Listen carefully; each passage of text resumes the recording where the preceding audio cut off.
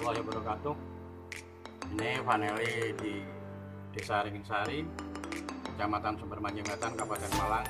Alhamdulillah berbuah agak lebat walaupun kurang maksimal karena faktor cuaca yang sangat ekstrim, musim kemarau yang amat panas.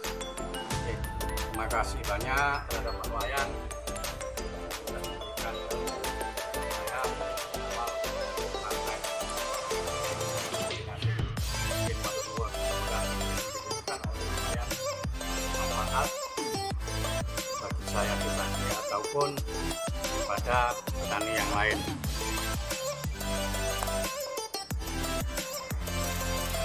Ini panelinya ini nggak begitu banyak, cuma ya alhamdulillah lah, kita perlu bersyukur.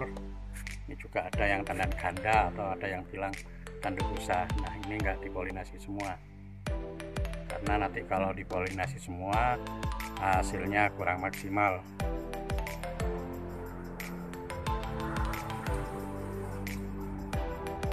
Ini bahkan bunga juga ada yang saya buang. Aturannya akan cuma 8 sampai 14 biji lah tiap tandan untuk mendapatkan hasil yang maksimal mungkin.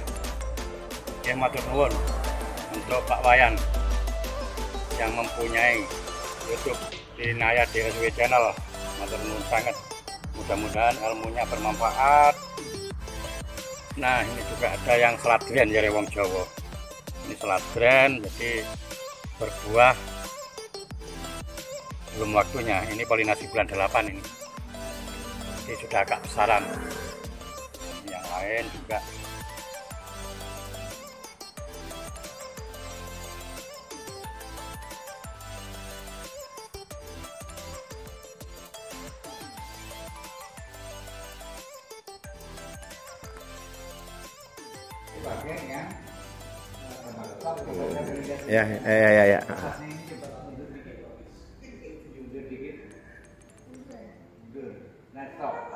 Nah, ini kan tengahnya Ada pipa tuh kelihatan. ya? Iya.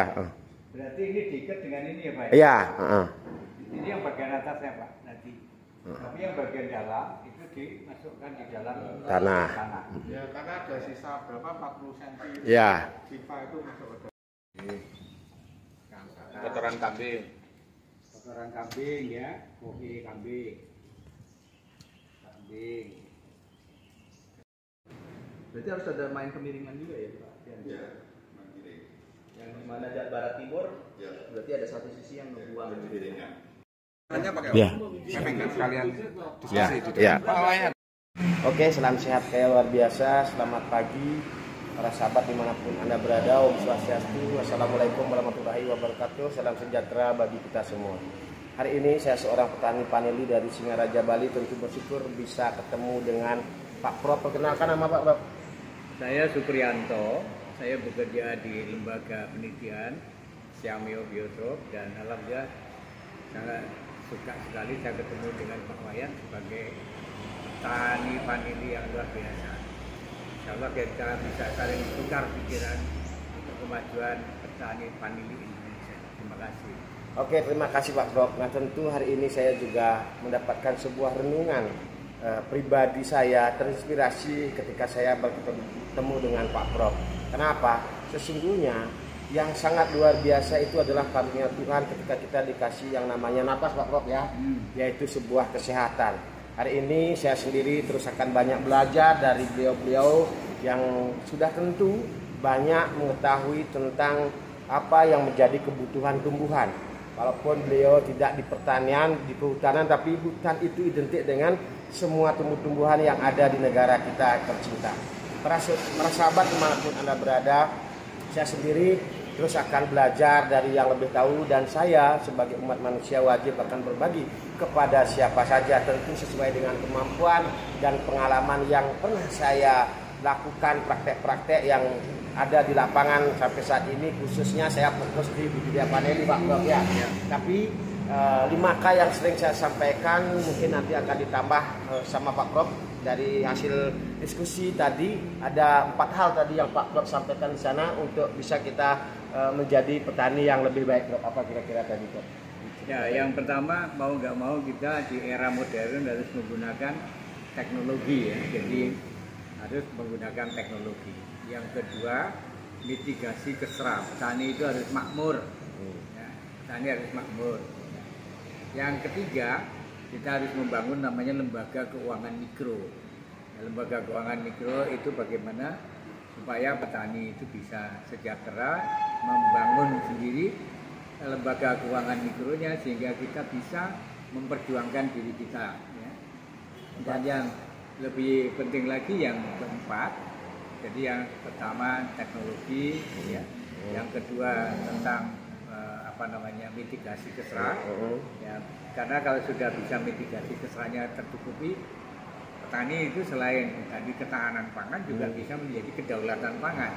Nah, itu untuk menuju kedaulatan pangan ketika ikut menentukan dirinya sendiri. Dan yang ketiga itu tadi lembaga keuangan mikro. Dan ingat ini yang keempat ini information technology.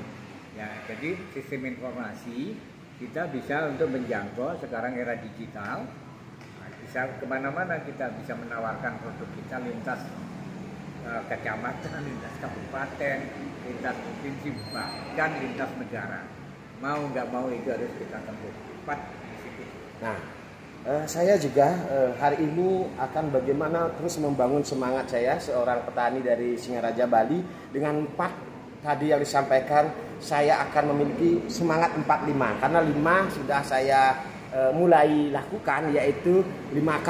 Yang pertama belajar saya berkomunikasi. Hari ini saya bisa berkomunikasi sama beliau, sangat luar biasa. Seorang petani bisa berkomunikasi langsung dengan Prof yang waktunya itu sudah sangat dibutuhkan oleh mahasiswa dan juga orang-orang yang berkepentingan untuk bagaimana membutuhkan dari kemampuan beliau. Tentu yang kedua belajar membangun sebuah komunitas karena komunitas itu penting untuk membuat sebuah hasil produksi pertanian yang jelas, Prof. Ya, jadi Vanili, kekaguman saya terhadap Vanili itu karena apa?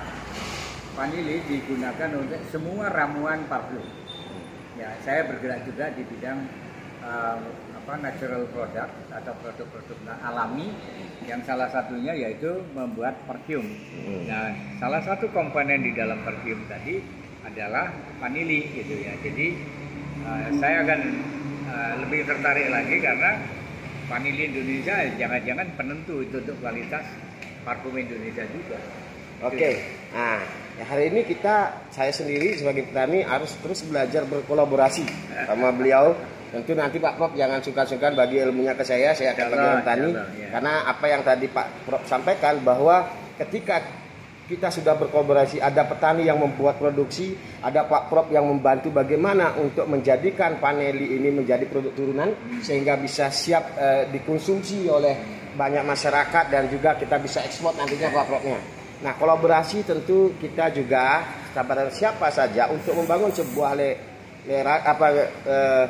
relasi dan juga regulasi, tentu kita harus utamakan yang namanya keempat para sahabat, yaitu bangunlah sebuah kejujuran, karena dengan kejujuran kita akan dipercaya Pak Prof ya.